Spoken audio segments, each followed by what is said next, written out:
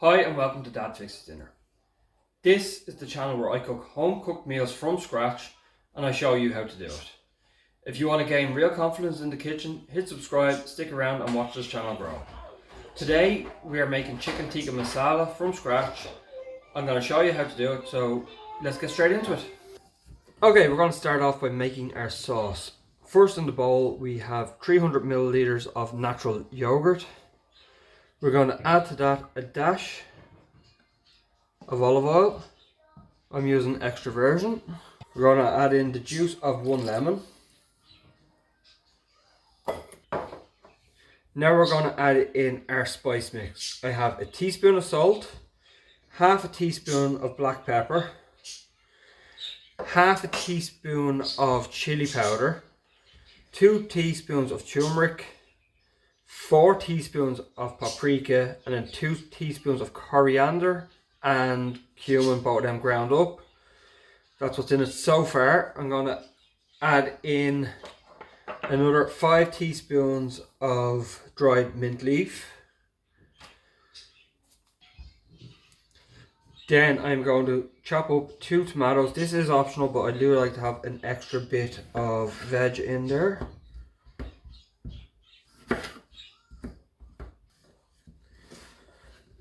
So I'm just going to push them straight in.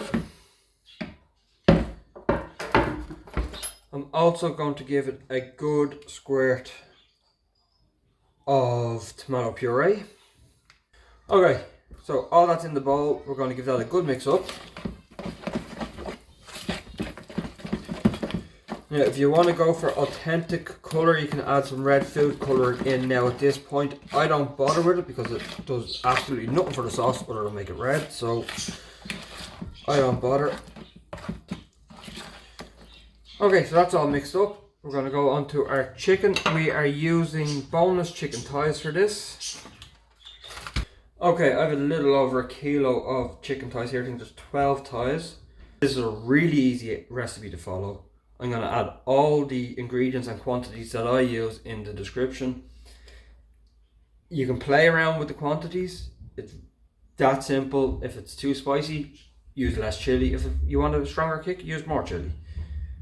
I would personally use a bit more chili, but the kids won't eat it if it's too spicy, so this is a family meal. I'm going to put this chicken in now, give it a good mix up.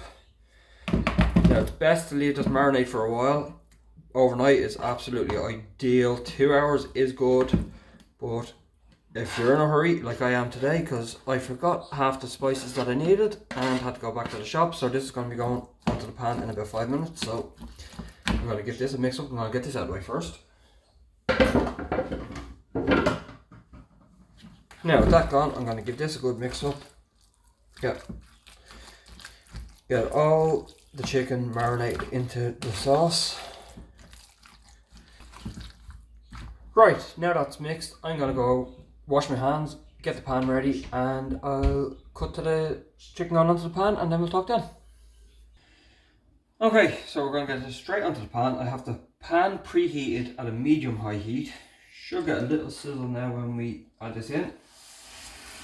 And we do. So the pan is hot enough. I'll scrape all them bits of sauce out of the bowl. You don't have to worry too much about mixing it up.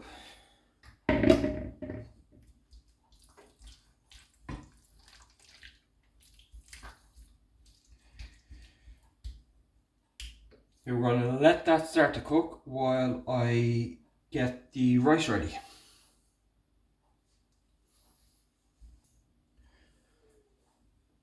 Okay, you want to add 1 generous teaspoon of salt, 1 cup of rice. You use dry rice, don't wash your rice, it absorbs water. You can't get the water mixture right if you wash it first. It comes out much better every time if you don't wash it. So basmati rice, do not wash it.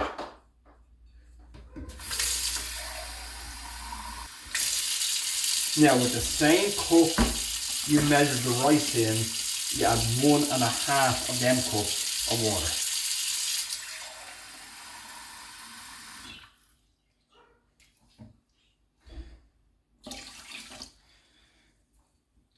You want to put it onto a medium heat. I use number 7 out of 9. It's actually the same number the chicken is on. I'm going to give it a little stir. And I'm just going to let this come up to a really gentle boil, and we'll come back to it then.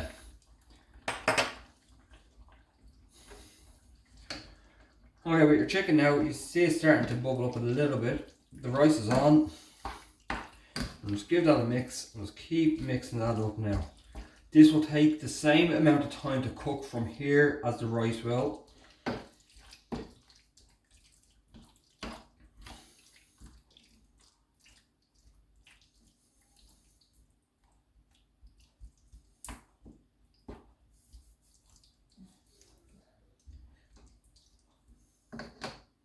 You know, just need to keep an eye on that. Keep stirring it every few minutes. Don't let it stick to the bottom of the pan. Okay, so now the rice is at a soft boil. We're going to actually up the temperature a little bit. I'm going to get it really boiling hard now in a second. The reason that we use a lower temperature to bring it up to a softer boil first is just to allow that extra bit of time to absorb a bit more water. The rice comes out a lot better for it. I've tried using higher temperatures. I've tried going straight with boiling water. This way honestly works best. It's almost there at the full boil there. We'll see it now in 1 second. Okay, now it's boiling. We're going to give it another stir.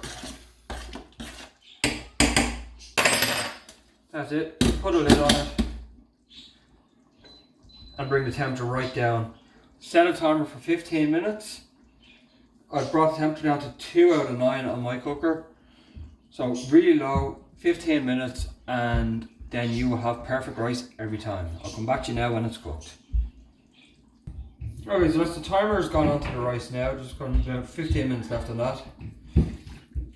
Just keep stirring this up. This is the consistency you wanted. It looks really wet, but once it cools down a little bit after you lift it, it will become a bit more of a thicker sauce. It's looking absolutely perfect at the moment, so we'll come back now when it's cooked here in about 15 minutes.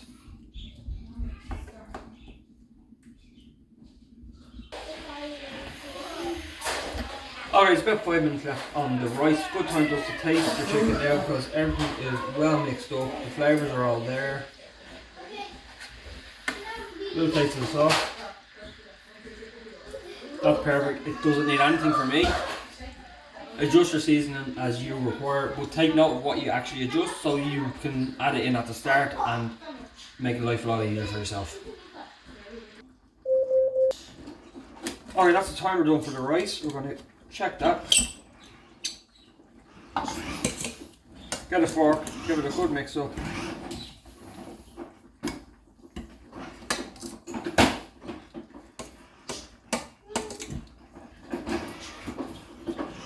And give it a taste. That rice is absolutely perfect. Okay, so that's the chicken tikka masala done. Ready to go. I'm going to lift the rest now in a minute. Let's give it a quick taste.